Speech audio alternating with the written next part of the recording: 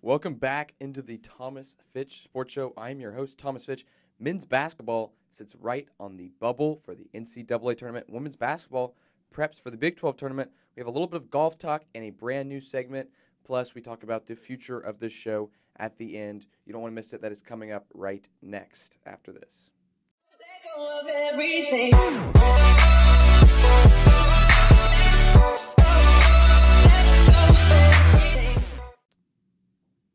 All right, so let's start off men's basketball. So last week they go 1-1, and which is the same thing we really do every week. It's 1-1 or 0-2. But for the first time, I'm really not disappointed that much that this team went 1-1. It was a win against Oklahoma State over the weekend, and then they lose to Kansas on Monday. Let's start off with Oklahoma State. Real hard-fought victory. You look at, this team, the amount of stuff that this team has had to go through, and we're going to talk more about this, but it's just innumerable. Anyways, obviously the big story coming into the weekend was all the FBI reports, and with the Horns, it was Eric Davis, Prince eBay in the past, but Eric Davis was the current player, received $1,500. I mean, come on, guys are receiving $50,000. Eric, do better. But, received $1,500, and he was held out of the game and is still being held out while they continue to look into that. And that is a school thing.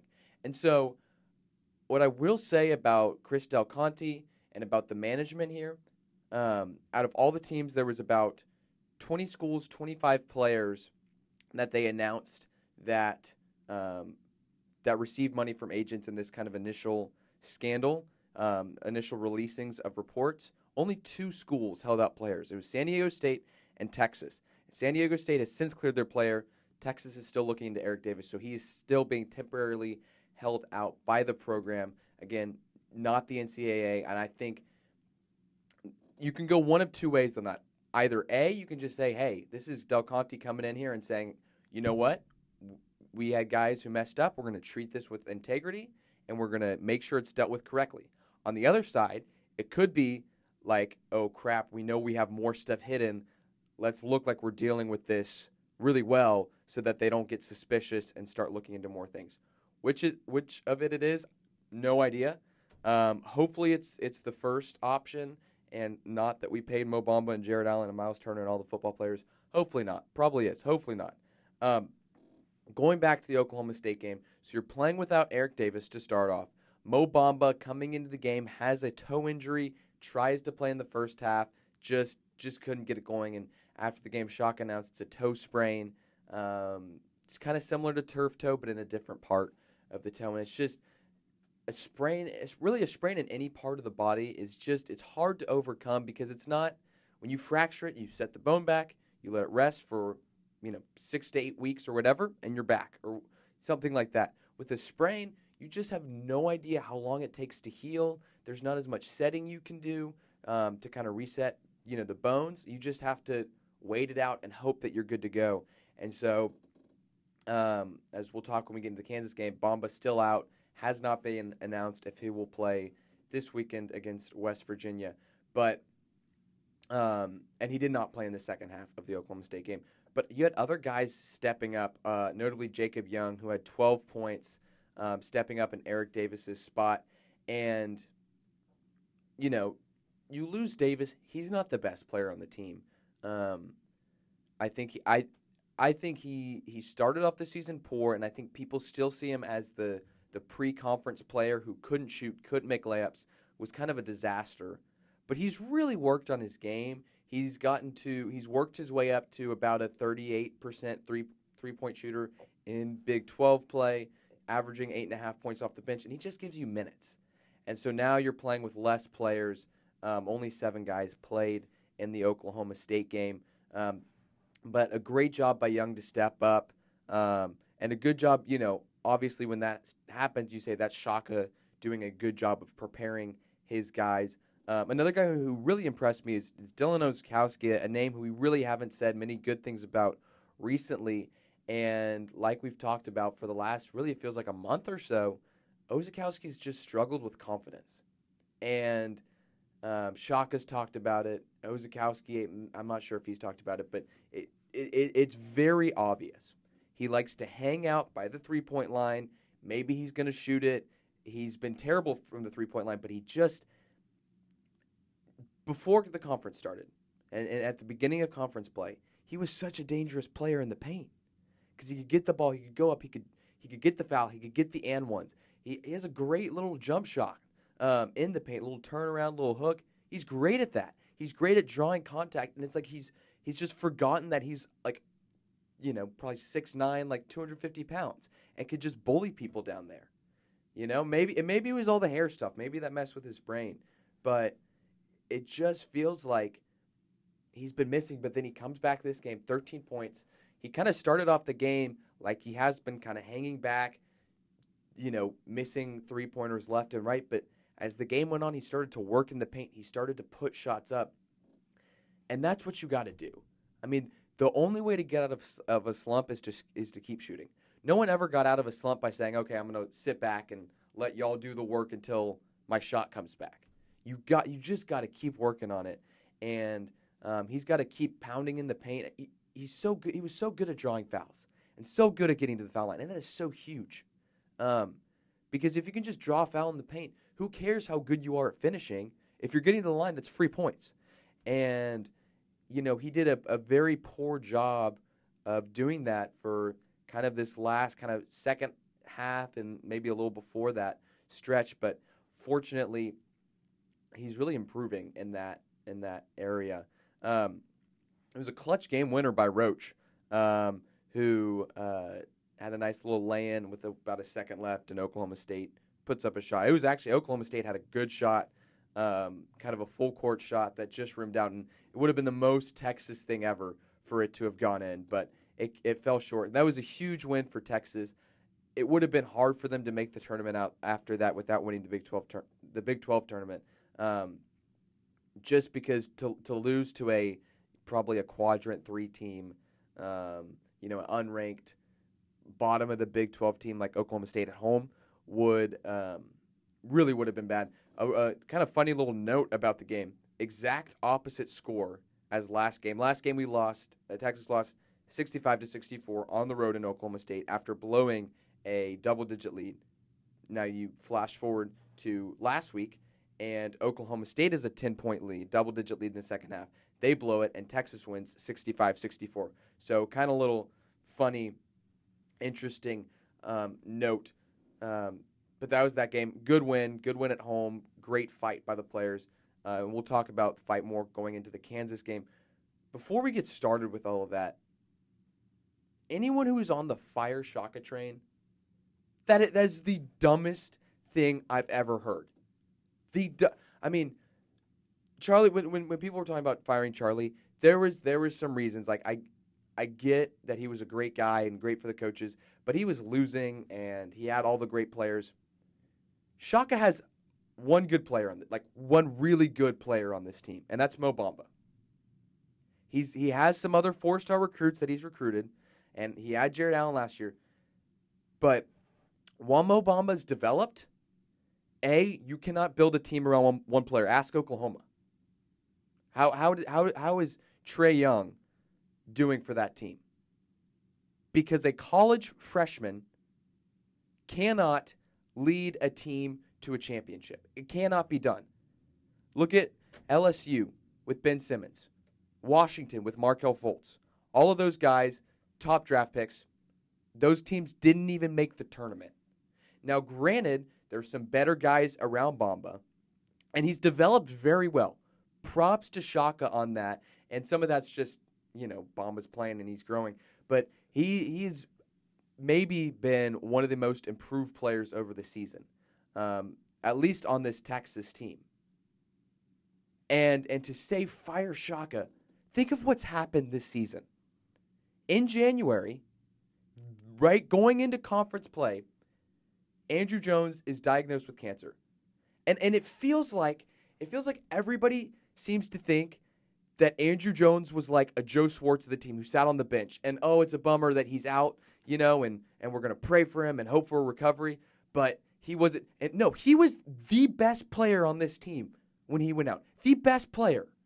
He was your highest, averaging the most points per game, your best offensive scorer, your best shooter. He could drive, he could pull up, he spread the ball around, and he had leadership. And you lost him. That's A, okay? Now, Shaka has to deal with a team that's built around this incredibly young, gangly, 12-foot tall, 30-pound player who's an incredible athlete. But look at what Shaka did at VCU. Shaka's success at VCU was not with freshmen. It was with seniors that he developed over 4 years. Shaka is a very good coach. Some of you may not watch basketball. You may not watch his press conferences, but he cares about these guys. He cares, and he's going to develop them over 4 years. You may not see that immediately, and some of you may, I guess, haven't been watching conference play because Eric Davis's growth, Kerwin Roach's growth, Mo Bamba's growth, Matt Coleman's growth from preseason play to now is incredible. I know they're losing games, but it's incredible. And one reason why I think they're losing games, and this is something that I kind of thought about recently when I was covering the women's basketball game the other day, was just a thought that I hadn't really thought about before.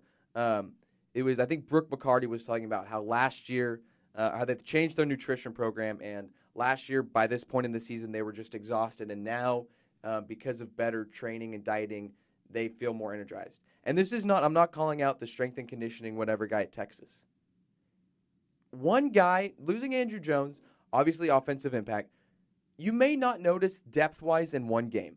Maybe even, through half a season, granted you're down your best guy, but you have other guys on the bench. This is a talented roster who can step up. But as the season goes on, every extra minute that these guys are having to play because you've lost Jones, and you've lost that depth, every extra minute wears them down. And you see it in every game. Everybody wonders, why can't this team score in the last 5 minutes? It's because they're exhausted. And maybe some of that's on Shaka of needing to get more guys in the game. But you're down a player. You look at the Oklahoma State game, you're down 3 players. Going on to the Kansas game, Andrew Jones is out. Eric Davis is being held out. Mo Bamba has a sprained toe. Kerwin Roach is puking in the trash can. And you're in a 6-point game in the second half. 6 points at Allen Fieldhouse on senior night. Without Roach was playing, but 3 of some of your best players. Poorly coached teams do not do that. They don't. Poorly coached teams without 3 of their best players go into Kansas on senior night in a game that they're not really supposed to win. They don't really have to win to get in the tournament, and they get blown out. They go down by 12 or 13 in the second half, and they say, you know what? We're going to get ready for next game. That was not there against Kansas. There was some incredible hustle that, I haven't seen from this team in a while. And that motivation, some of it comes from the players, but player leadership comes from good coaching leadership. So that's on Shaka when I see these guys diving after the balls, going for steals, being in close games, giving everything they have, puking in trash cans to try to beat Kansas. That's not a poorly coached team. So do not tell me that we need to fire Shaka. Do not. Maybe we'll see what happens. I'm very interested to see this team next year. If Andrew Jones can make a full recovery and come back to this team, that's great. But even without that, you have Kerwin Roach, who's a senior, Eric Davis, who's a senior, Matt Coleman's a sophomore, Jacob Young, I believe he's a sophomore. He may be a junior. But all of a sudden, these guys are starting to develop. Dylan Ozakowski is back. Jericho Sims, James Banks, all these guys are developed. I want to see a true, I don't want to see Shaka, have a 5-star for 1 year. I want to see Shaka develop these guys that he wants to play and actually have a VCU-like team that plays great defense and that plays with heart. Some of what we've seen in these last couple games. If next year they don't make the tournament, okay, maybe I could agree with that. But give the guy some time. This is going back to football, and I think I brought this up. But Gus Malzahn was almost fired at Auburn going into the season. Or prior to the season. The season starts and he's almost fired. You know what he's doing by the end of the season?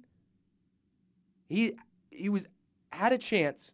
He lost he lost in the SEC championship game, but he had a chance to play for the national championship. You got to give coaches time. Let them develop players. The only reason you should fire a coach is because you've given them time to develop a full recruiting class, and they haven't done it. They have some sort of scandal, or they're being hard on the players, and the players don't want to play for them. And some of that may be the players, but a good coach makes the players want to play for them. So when I see a team like Texas where the players want to play for their coach, the coach loves the players, and he's developing them. I mean, you remember seeing Roach shoot at the beginning of the season? You just knew. You didn't even watch because you knew he was going to miss. And now when I see Roach shooting, I'm like, oh, thank goodness, he's going to shoot.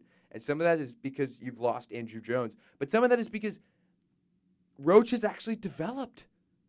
And at the beginning of the season, I was kind of hard on Shaka because what I had heard is that all he had done is develop the defense and was just saying, hey, y'all go and screw around on offense. But clearly, he's developed this offensive team. And I know there's still struggle at times on offense. I mean, I don't know if you've ever watched Kerwin Roach shoot or Eric Davis shoot. They don't have the best form. They're not natural shooters.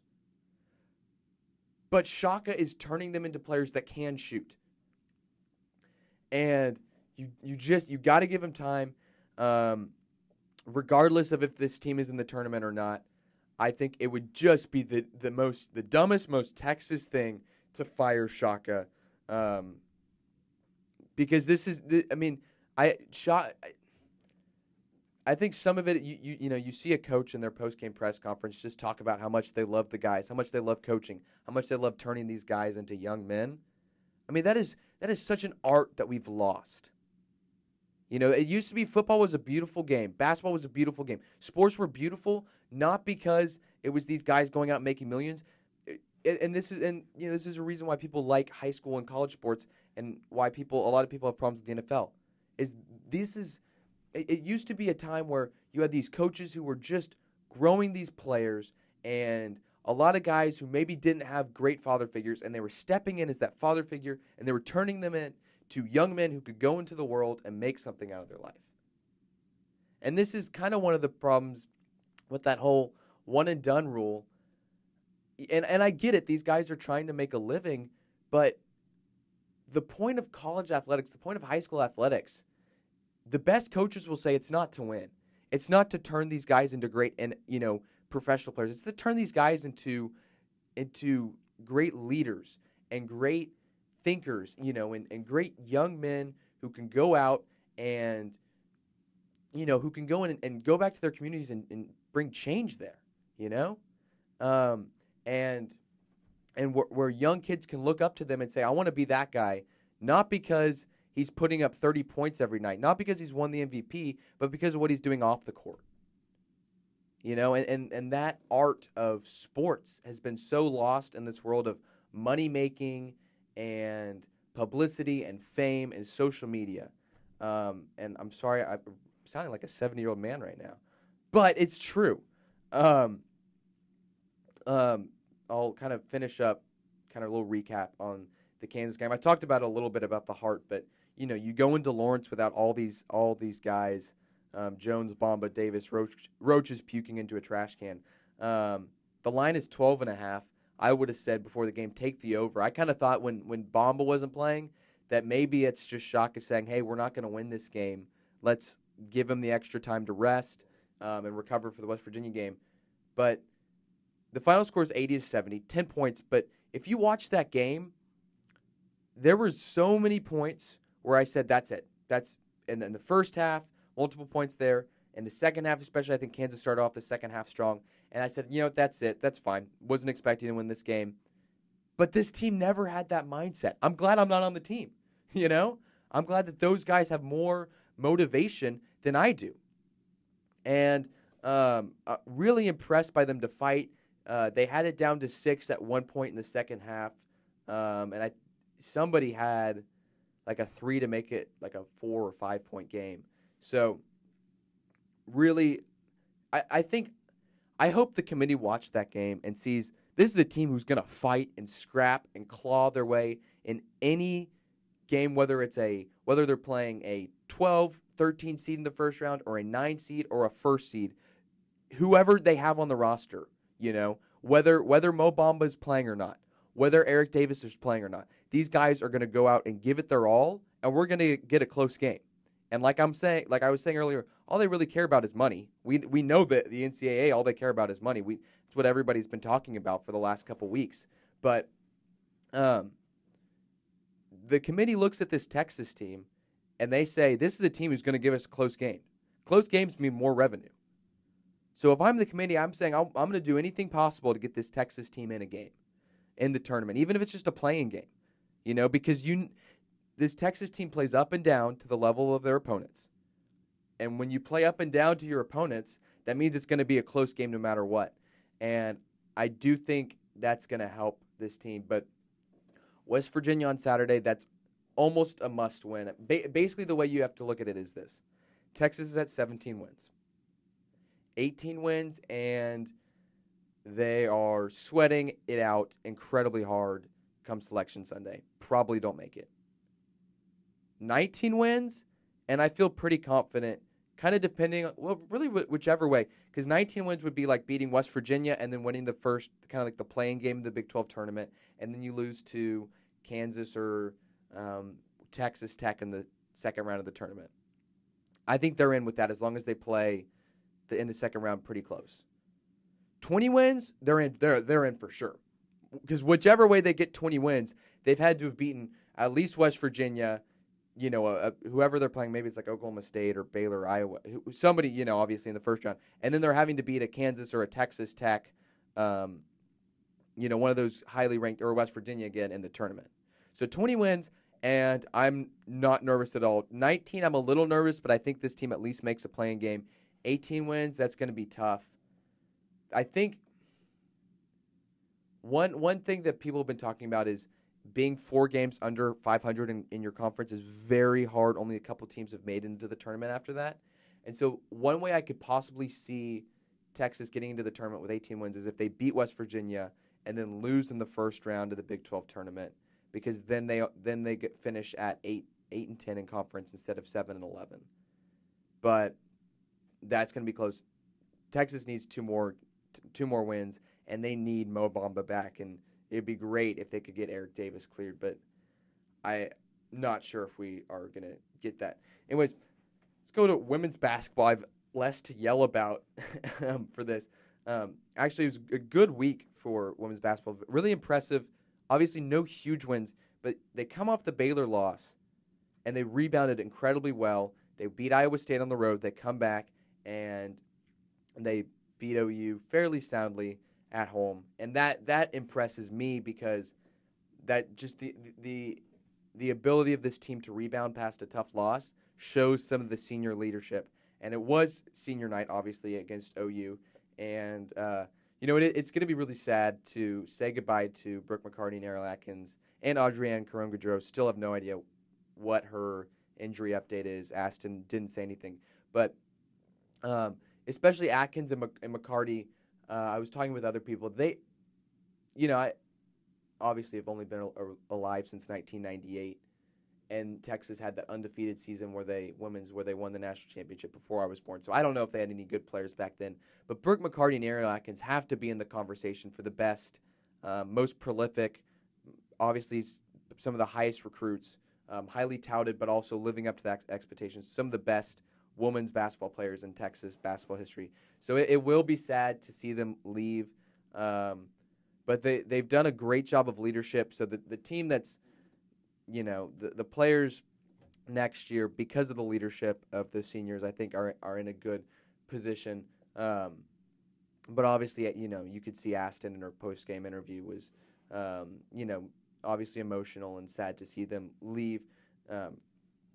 But one little takeaway about the OU game, Brooke still seems a little hesitant to shoot, especially from the three-point line. I think she was 3 of 6, so she still took six shots. But she had a lot of shots where she would be wide open and would just kind of hold it and then drive in and pass it around.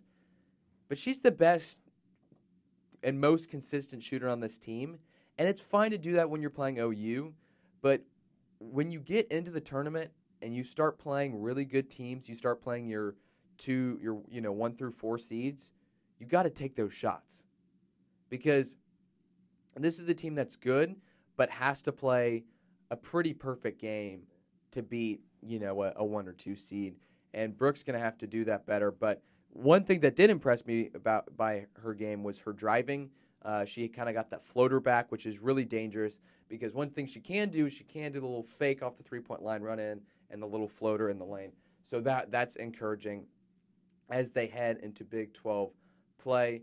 The interesting thing is like looking at the Big 12 play is there anything that this team can do to move up or down seed-wise? I find it very hard to believe that they can move into the number 1 seed because they'd have to look really good and beat Baylor in the championship. But not just that, and win the tournament. But they'd also need the teams in front of them, the 4th through 5th teams, because Texas is ranked 6th. So Louisville, Notre Dame, and Oregon to really lose early on in the tournament. And that's not going to happen. They, obviously, their record isn't that great compared to the top teams, 24-5, compared to like Louisville's 29-2, Notre Dame is 27-2, and the Baylor has 1 loss, and Mississippi State and UConn are undefeated. And so, granted, you look at their schedule, 4 of their losses are to top 15 teams, 3 of them are to, the top, 2 of them are to Baylor, 1's to UConn. So they're not bad losses, but, the TCU is a bad loss, and the other one is to Tennessee. But they're not terrible losses, but it's still with 5 wins, I don't see much of a way for them getting into the top seed. However, I do think they could slip to the 3rd seed because kind of starting with them and kind of dropping down 7, 8, 9, 10, everybody has a pretty similar kind of 22 to 24 wins, about 5 or 6 losses. And while Texas has a better strength of schedule, I think they need to make it at least to the semifinals, if not the championship game, to solidify themselves in the 2nd seed, which would be a big spot. And then it's just tournament time, and I don't know if this team can win it all. Any team that can play within 1 point of UConn, I think has a chance.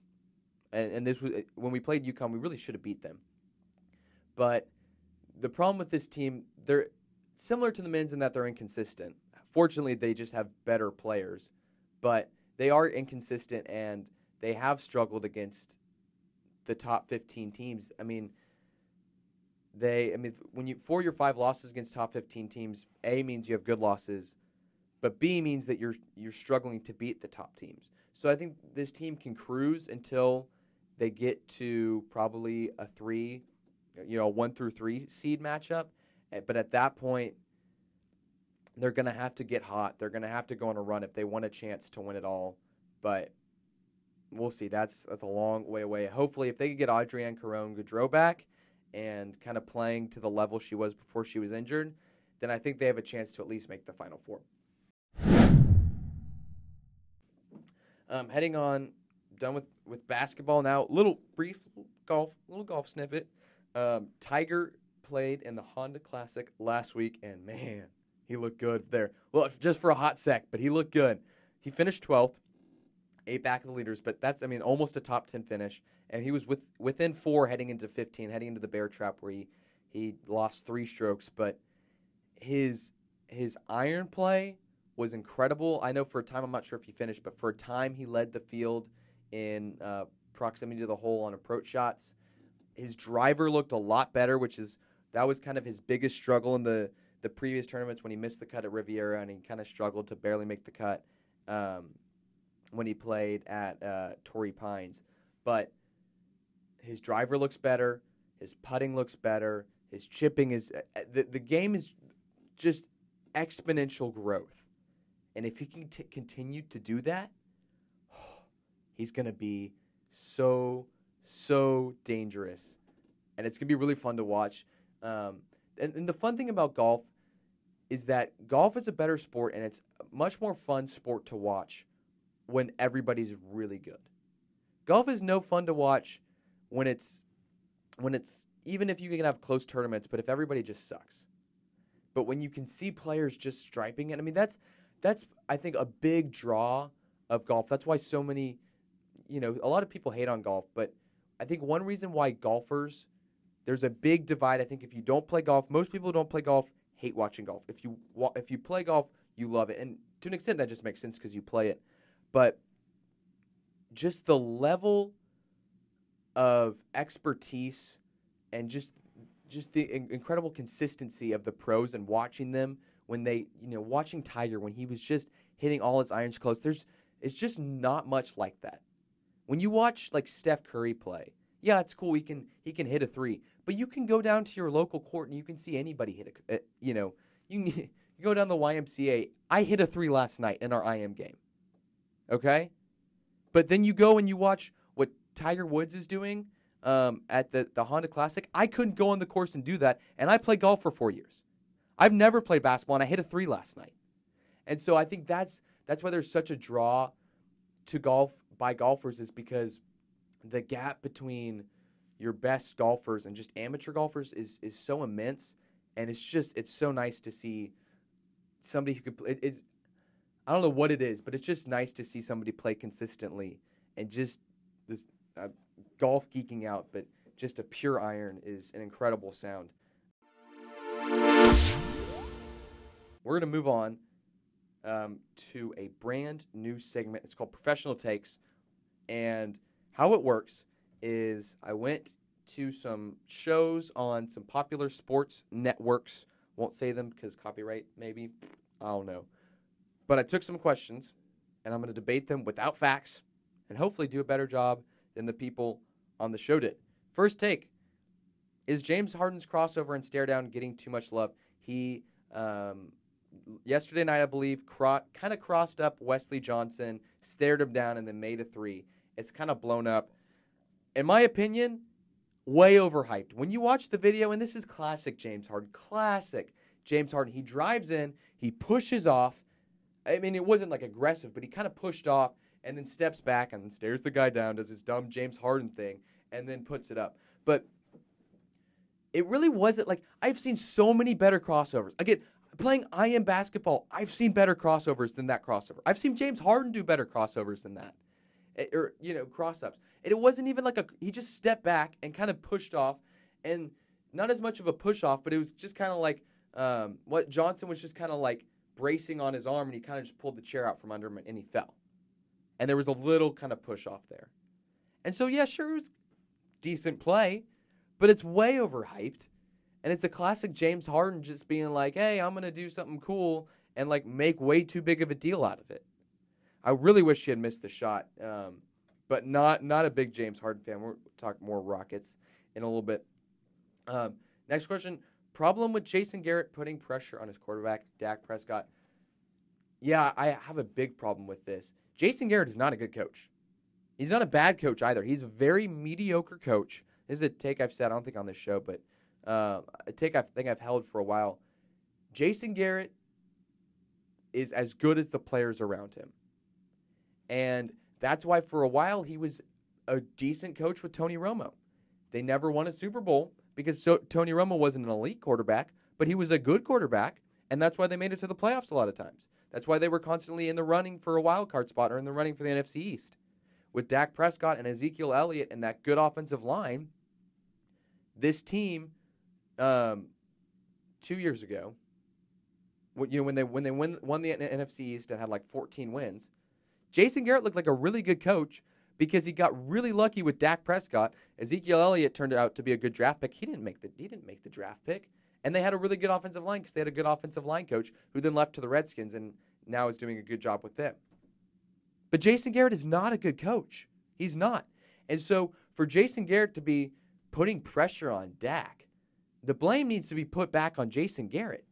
Dak is a good, I think, and this happens with a lot of guys. They have a good rookie year because people aren't super used to dealing with him. That's a new style. Same thing happened with RG3. You kind of saw that with Johnny Manziel in college, and kind of I feel like people figured him out before he went to the pros. But a lot of these guys, and the interesting thing will be like Cam Newton is one of those guys who kind of did the opposite of the mold, where he came in kind of that mobile quarterback type. And while people have kind of figured out his game, he's been able to elevate and kind of, evolve his game. And Dak's still young. Dak still has time to elevate his game and to work on his game. And so what needs to be done with the Cowboys, well, first of all, I think they need to fire Jason Garrett, but maybe not. Just let Dak develop. Get him a good quarterback coach. Get another good offensive line coach, because the offensive line was not that good this past year. Not saying they were terrible, but I remember when Ezekiel Elliott, he's maybe injured or suspended his first season, and people said, who cares? Anybody, your grandma could run behind that offensive line. And then this year they put Alfred Morris, and he just doesn't, the holes just weren't there. And so I think some of that's you lose your offensive line coach, and Garrett's just not a good enough coach to get them over the hump. But, yeah, Jason Garrett should not be putting pressure on Dak. This was a really interesting topic. Is the G League a viable option to college hoops? And the NBA had said that they kind of want to, as kind of an alternate to the one and done, is create or develop and grow the G League into kind of a farm system for players. I don't like this. I think there needs to be change in college basketball. Something. I don't know how. I really don't. But it's kind of like the whole gun control debate, where people are just saying, yelling, we need gun control. And people are saying, let's pay players. Well, that's great, but let's get some solutions here. It is a way more complicated. Shaka brought up a great point after the game, the Oklahoma State game, in his press conference. Because there's a couple different ways of paying players, but you can't just pay players from one sport. The Title IX exists. And it's not just that. If you're playing men's basketball players, golfers are going to be like, hey, I'm here. And basketball could argue, okay, we're bringing revenue for the school. So then do you pay the revenue? Do you just pay players, a percentage of the revenue? But then that's unfair to smaller schools, because they're not getting as much revenue. So now the big schools are getting even more top-heavy than they already are, even though we already know they kind of are paying players more. But that same thing with jersey sales. The big schools are going to make more jersey sales. And so as a college athlete, why go to a team that has a chance to win the national championship maybe in a couple years when you can go to Texas or Alabama and you're going to make, a couple grand off jersey sales and then go to the NFL? I mean, it's a complicated thing that I'm glad I don't have to do it, but something has to change. But going back to the G League, the thing I don't think that would work is, obviously, with the NBA, the nice thing is you kind of know early on if you're going to be a good prospect. But if you really broaden the G League, now all of a sudden you don't just have 5 stars who are probably going to have a decent NBA career, but you have these guys who aren't as good, and if they burn out in the farm, maybe there could be a provision where they could go back to college. But, so many guys burn out in the baseball farm leagues, or they just aren't good enough because there's so many players there. It's hard to make it to the top, and you're not making much money. And if you skip college, now what are you doing with your life? And so if they can maybe make a provision where guys could go back to college and get a degree, maybe. Somebody, I'm blanking on, I think it was Seth Greenberg, who's on Basketball College Game Day, made a good point that the guys who've just done one and done are more likely to go back and get an education and then help out their. I mean, look at what Kevin Durant's done for Texas, going back and giving money to the school. And, like I was saying earlier, your goal is to grow these guys into young men. Very few players are going to be great NBA stars. And even if you know that you're going to be an NBA star, you don't know you're going to stay healthy. There's a great 30 for 30 documentary called Broke, I believe, just about how many players, especially in the NFL, but NBA players too, who just go broke within 5 years of signing $1 million deals. And there's a large swath of reasons why that we don't really have time to get into, but watch it if you want to. But there's I think the biggest thing is there's a lack of education, not just like general college, go to your classes, but a lack of financial education given to these guys. And if you're going to go straight to the NBA, man, they better offer you some like night classes, every night of how to manage your money, because your career is not, it's not written. Your rookie contract doesn't say, hey, 15 years, you're going to make $20 million a year. No, your rookie contract's a couple years, and if you get injured or you just don't live up to expectations and you don't get re-signed somewhere, you can go in Europe and play and make a couple $1,000s, but that's not going to last. You get to 32 and you're tired of playing in Europe, and you didn't go to college, and you have no education. How are you going to get a job? And I just think something has to be done. And it's such a complex system, but there need to be changes made with the whole way that college athletics work. And it could be, I feel like it's such a thing. There are so many, African Americans who are playing basketball and football. That's the large majority of that. And a lot of them are coming from poor neighborhoods. And if you could find a way to, not all these guys are going to make it big, but if you can find a way to give these guys educations to where maybe they don't play pro, but they can go back and they can, have a good career, and they can show their community, hey, I'm doing something with my life. I don't have to play basketball. I don't have to be a super athlete. I can, but I don't have to be a super athlete. I can go and have a good career and make a good living and get out, and then they can give back to their community. I just think this is something that goes beyond basketball. This goes to community development. This goes to cleaning up the inner cities of America. And I think if done right, this could be very helpful to our country. If done wrong, it could make it worse. And so I'm a journalist. I say do this, and I report on it. Finance majors, all you guys at McCombs, there you go. Good luck. Let's see. James Harden says this is the year for sure about them winning the national champion or the NBA championship. Is he right? I'm gonna say no, but for now, no. At first I was thinking, this is just James Harden being cocky. Steph had a good kind of comment on this. He said, we probably said the same thing 4 years ago when we won the national championship and we were a good young team, And I think this is a team that often struggles in the playoffs. I don't know if that's exhaustion there, if that's just this team isn't really built for series, but they did add Chris Paul. I think this is the team that can definitely contend for the NBA championship. But a lot of teams, when they say this is our year, I think it's usually because they know they're going to this is their last chance. I don't think this is the Rockets' year. I also don't think this is their last chance to win. And maybe I'm wrong, but I feel like I don't think many of those guys are free agents this summer. At least their big players aren't. So I think this is a team that maybe this isn't their year to win it all, but I think in the future they definitely have a chance of doing something good. Can Adam Silver stop tanking? No, you can't, because there's no measurable way of saying, are you trying your hardest? Now, there can be some obvious tanking that you can stop. You can find the owner of a team when he says we're going to tank. But these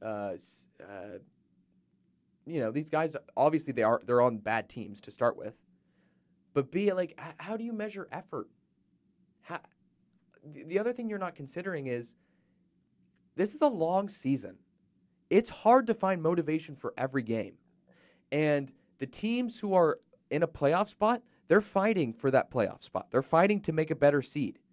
When you're not in a playoff spot and you're really not going to make one, where's your motivation coming from? Maybe to make a bigger paycheck, but the better teams have more motivation than the worst teams do. And so there's no way to say, hey, you have to try your hardest or else we're going to find that's just impossible.